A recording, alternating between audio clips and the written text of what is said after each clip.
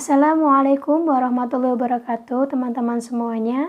Kami dari kelompok 2 akan mempresentasikan tentang konsep dan konstruk psikologi.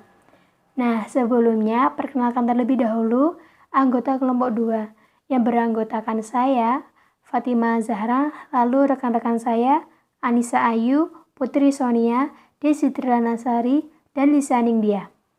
Nah, kita langsung saja ya teman-teman ke materi yang pertama. Oke teman-teman, materi yang pertama adalah definisi konsep. Menurut Davis dan Cosenza pada tahun 1993, konsep adalah sejumlah pengertian atau karakteristik yang dikaitkan dengan peristiwa objek, kondisi, situasi, dan juga perilaku tertentu. Dengan kata lain, konsep adalah pendapat abstrak yang digeneralisasi dari fakta tertentu.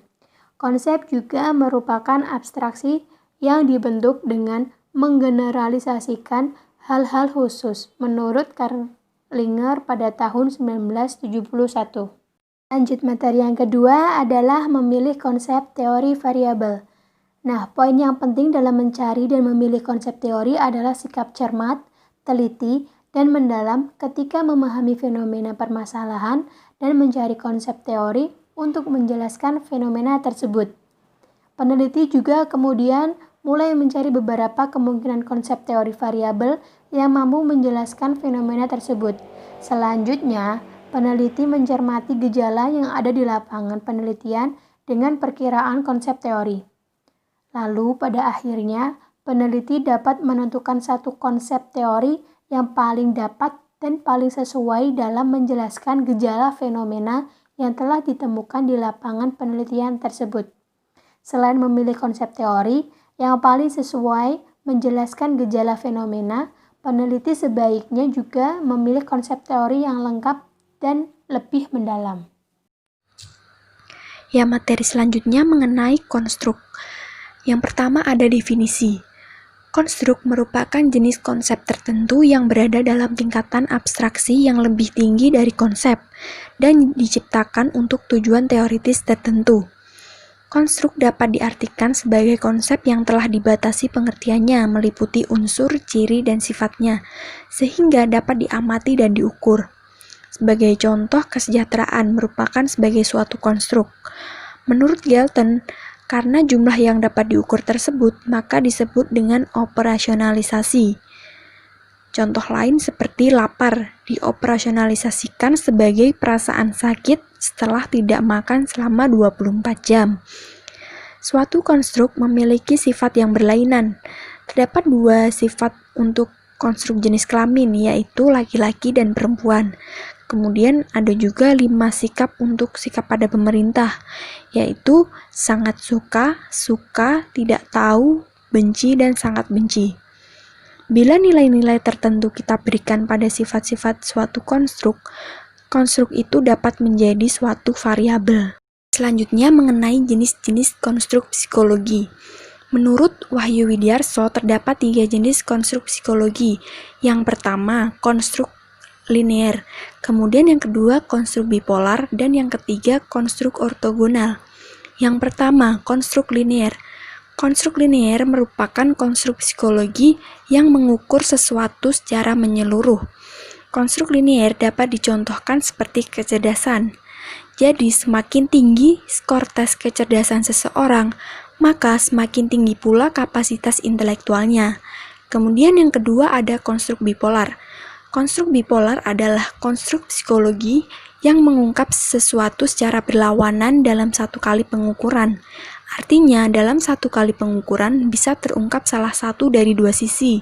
Contohnya, yaitu seperti ekstrovert introvert.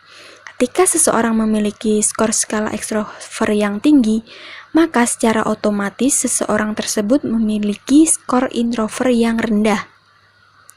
Kemudian yang ketiga, konstruk ortogonal. Konstruk ortogonal adalah konstruk psikologi yang dapat mengungkap banyak sisi sekaligus dalam satu kali pengukuran. Jika dalam konstruk bipolar hanya terdapat 2 sisi, maka pada konstruk ortogonal ini memiliki banyak sisi. Misalkan, mengungkap gaya belajar. Ini terdapat visual, kinestetik, dan auditori. Kemudian pada pola asuh, itu juga ada otoriter, demokratis, permisif, dan acuh.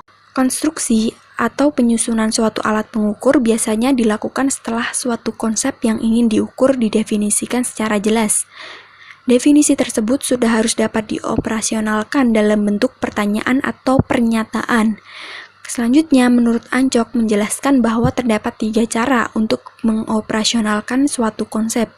Yang pertama, yaitu mencari definisi-definisi tentang konsep yang akan dioperasionalkan, misalnya dalam berbagai literatur. Kemudian yang kedua, kalau sekiranya di dalam literatur tidak diperoleh definisi konsep yang ingin kita ukur, maka kita harus mendefinisikan sendiri dengan pemikiran yang rasional.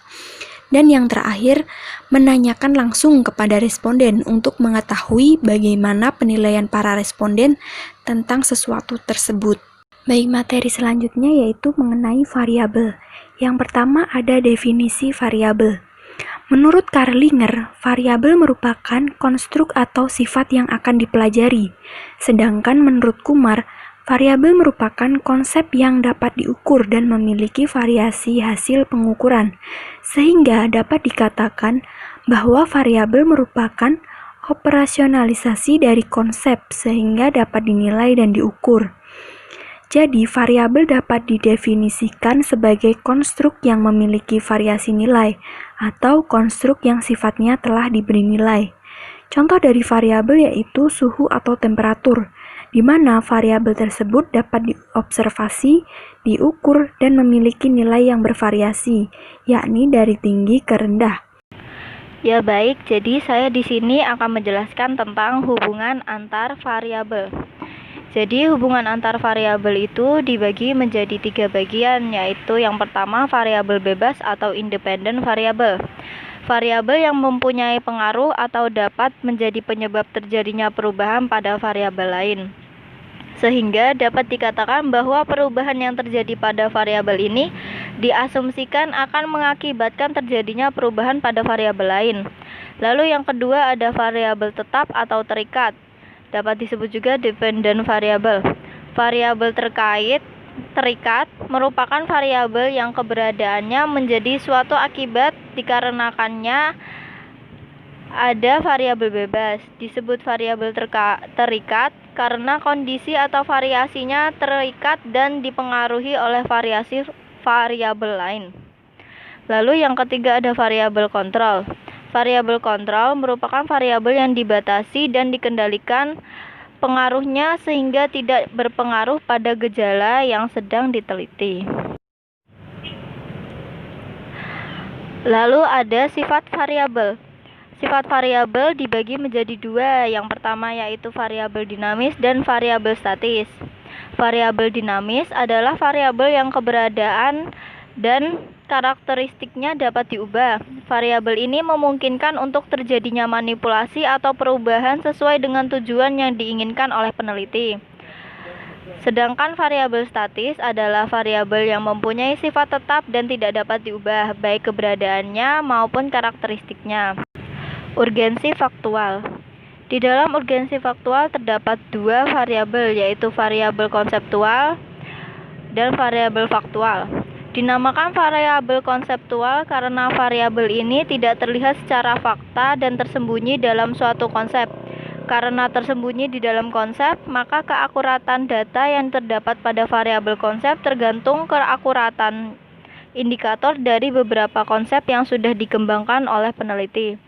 Sedangkan yang terakhir yaitu variabel faktual adalah variabel yang ada di dalam faktanya.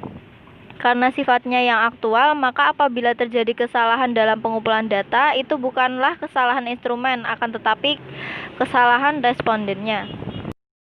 Di slide selanjutnya ini, saya akan menjelaskan tentang tipe skala pengukuran.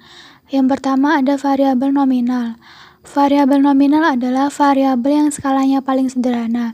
Hal ini dikarenakan fungsinya hanya untuk membedakan atau memberi label pada suatu subjek atau kategori. Contohnya jenis kelamin, agama, wilayah, dan sebagainya. Kedua ada variabel ordinal.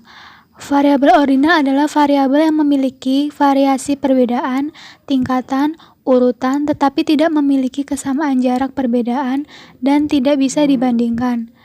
Misalnya pada satu sosial ekonomi yang memiliki tingkatan tinggi, rendah, dan sedang. Contoh kedua pada peringkat prestasi seperti tingkatan prestasi pertama, kedua, dan ketiga.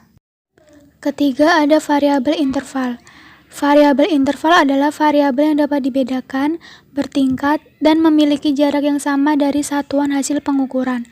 Namun kesamaan tersebut sifatnya tidak bisa dibandingkan dan tidak mutlak. Contohnya, penerimaan rapot hasil belajar diberikan angka 4, 5, 6, 7, 8, 9, 10, dan seterusnya. Jarak dari angka 4 ke 5 sama saja dengan jarak dari 5 ke 6 dan seterusnya. Keempat, ada variabel rasio. Variabel rasio adalah variabel yang memiliki skor dan bisa dibedakan, diurutkan, adanya persamaan jarak perbedaan, dan dapat dibandingkan. Contohnya tinggi badan. Di slide selanjutnya, saya akan menjelaskan tentang cara mengidentifikasi tujuan konstruk psikologis. Identifikasi tujuan merupakan penegasan tujuan pengukuran yang akan dicapai oleh tes yang diikuti oleh pembatasan kawasan ukur, yakni pendefinisian lingkup materi ukur yang hendak diungkap. Dalam menetapkan tujuan pengukuran, penyusun harus mengacu pada penetapan kawasan atau domain ukur, yaitu domain konstruk psikologinya. Untuk dapat menetapkan kawasan atau domain ukur, penyusun harus menyusunnya berdasarkan konstruk teoritisnya, yaitu berdasarkan teori yang mendasari suatu variabel tertentu yang akan diukur. Selain dari komponen di atas, identifikasi tujuan juga dapat diketahui berdasarkan fungsinya. Alat ukur atau tes memiliki 4 fungsi, yaitu yang pertama fungsi penempatan. Fungsi ini merupakan penggunaan hasil tes prestasi belajar untuk klasifikasi individu ke dalam bidang atau jurusan. Fungsi kedua yaitu fungsi formatif. Fungsi ini merupakan penggunaan tes prestasi belajar guna mencapai sejauh mana kemampuan belajar yang telah dicapai oleh siswa dalam suatu program pendidikan. Ketiga, ada fungsi sumatif. Fungsi ini merupakan penggunaan hasil tes prestasi belajar untuk memperoleh informasi mengenai penguasaan pelajaran yang telah direncanakan sebelumnya dalam suatu program pelajaran. Keempat, ada fungsi diagnostik. Fungsi ini merupakan penggunaan tes prestasi belajar untuk mendiagnosis kesukaran-kesukaran dalam belajar, mendeteksi kelemahan-kelemahan siswa yang dapat diperbaiki segera, dan semacamnya. Selanjutnya adalah teori. Menurut Kerlinger, bahwa teori adalah himpunan konstruk atau konsep, definisi dan proposisi yang mengemukakan pandangan sistematis tentang gejala dengan menjabarkan relasi di antara variabel untuk menjelaskan dan meramalkan gejala tersebut. Definisi Kerlinger tersebut melukiskan ciri-ciri teori ilmiah, yaitu yang pertama, teori terdiri dari proposisi-proposisi. Yang kedua, konsep-konsep dalam proposisi telah dibatasi pengertiannya secara jelas. Yang ketiga, teori harus mungkin diuji, diterima atau ditolak kebenarannya. Dan yang keempat, teori harus dapat melakukan prediksi. Lalu yang terakhir, yang kelima adalah teori harus dapat melahirkan proposisi-proposisi tambahan yang semula tidak diduga. Selanjutnya adalah fungsi teori secara garis besar. Yang pertama, teori merupakan alat untuk mencapai satuan pengetahuan yang sistematis. Dan yang kedua, teori membimbing sebuah penelitian. Kesimpulan dari pemaparan kelompok kami, yaitu konstruksi tes adalah studi cara penyusunan alat ukur psikologi secara ilmiah, sistematis, objektif, dan standar. Sedangkan tes adalah prosedur sistematis untuk mengamati perilaku seseorang dan digambarkan dalam skala angka atas kategori tertentu.